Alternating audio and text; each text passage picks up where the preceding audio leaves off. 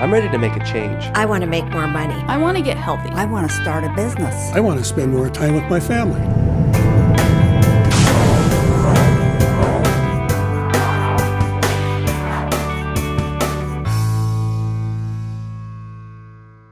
Welcome to day 2. Yesterday we talked about the importance of creating breakthroughs and the importance of getting out of your comfort zone. And we said that's important for 4 reasons. First of all, it's important if you want to experience happiness. Second, it's important if you want to grow as a person. Third, it's important if you want to conquer your fear. And fourth, it's important if you want to inspire others. But today we want to turn a corner and talk about the importance of dealing with the past. And I want to give you a process for completing the past so that you're not dragging it into the future. It's a little bit like the conversation between Rudy and the janitor. Hey. What you doing here? Don't you have practice? Not anymore, I quit. Oh. Well, since when are you the quitting kind? I don't know, I just don't see the point anymore. So you didn't make the dress list. There are greater tragedies in the world. I wanted to run out of that tunnel for my dad. To prove to everyone that I worked... what? That I was somebody. Oh, you are so full of crap. You're 5 feet nothing. 100 and nothing. And you got hardly a speck of athletic ability. And you hung in with the best college football team in the land for 2 years. And you're also gonna walk out of here with a degree from the University of Notre Dame. In this lifetime, you don't have to prove nothing to nobody except yourself. And after what you've gone through, if you haven't done that by now, it ain't gonna never happen. Now go on back. I'm sorry I never got you to see your first game in here. I've seen too many games in this stadium. I thought you said you never saw a game. I've never seen a game from the stands. You were a player? I rode the bench for 2 years. Thought I wasn't being played because of my color. I got filled up with a lot of attitude. So I quit. Still not a week goes by, I don't regret it. And I guarantee a week won't go by in your life you won't regret walking out, letting them get the best of you. You hear me clear enough?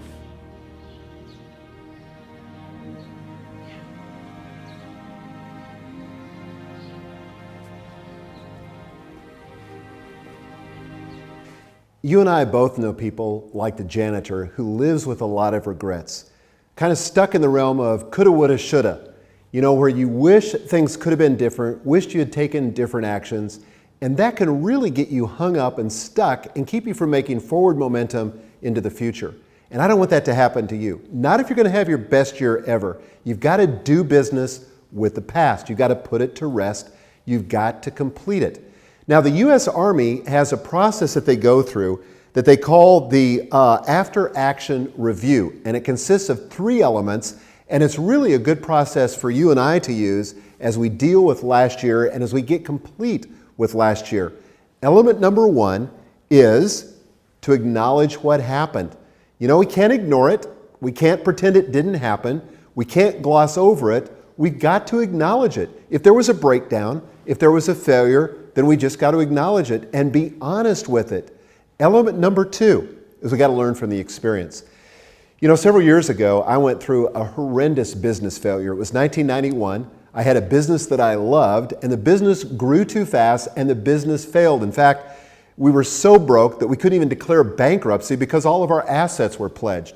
But it was humiliating. It was embarrassing. It was one of those experiences that I would never want to relive, but that I also would never trade because I learned so much that has served me well in the years since that experience. So we've got to be able to learn from the experience. Then the third element in processing our past and making sure that we complete it is to adjust our behavior accordingly. If nothing ever changes, if all you do is acknowledge it, and if all you do is learn from the experience, but you don't really adjust your behavior, you really haven't learned from it. And you're going to be dragging the past right into the future. I don't want that to happen to you, And that's why you've got to go through these 3 elements if you're going to complete the past.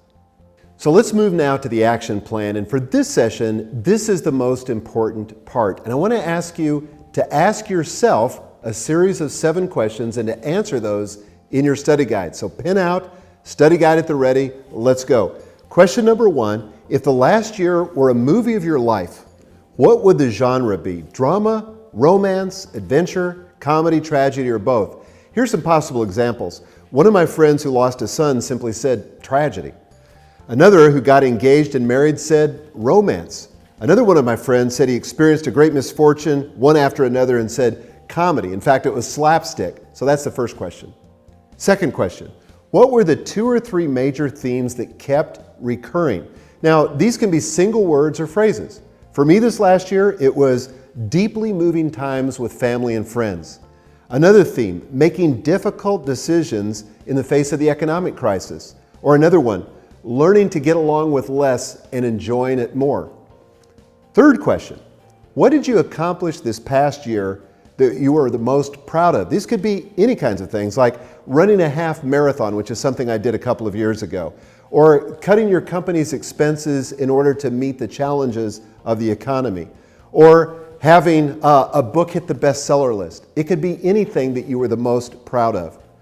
Fourth question, what did you feel that you should have been acknowledged for but weren't? You know, these are the things that we wish the boss would have noticed or our spouse would have noticed, but they just weren't. Things like, for example, working 2 jobs as a single mom in order to feed your family, or never giving up on your marriage, not giving up on your marriage when it would have been frankly easier to quit, or making time to work out even when you wanted to sleep in. Fifth question, what disappointments or regrets did you experience this past year? You know, we naturally have high expectations of ourselves, and there were probably things that we had hoped would happen, but they just didn't happen.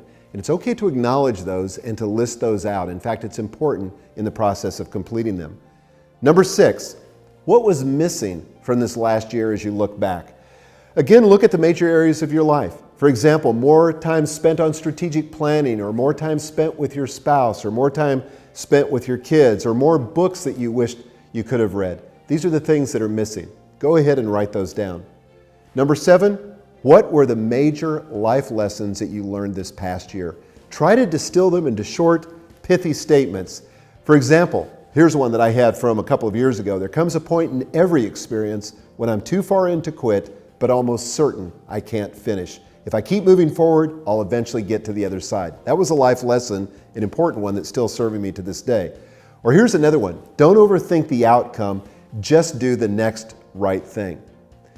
The important thing is to complete the past, to work through these exercises, to process it, not only intellectually, but also emotionally. When you do this, you clear up the past so you don't get stuck in it, so that you can move on to the future.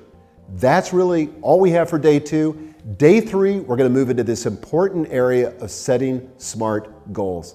See you then. I'm ready to make a change. I want to make more money. I want to get healthy. I want to start a business. I want to spend more time with my family.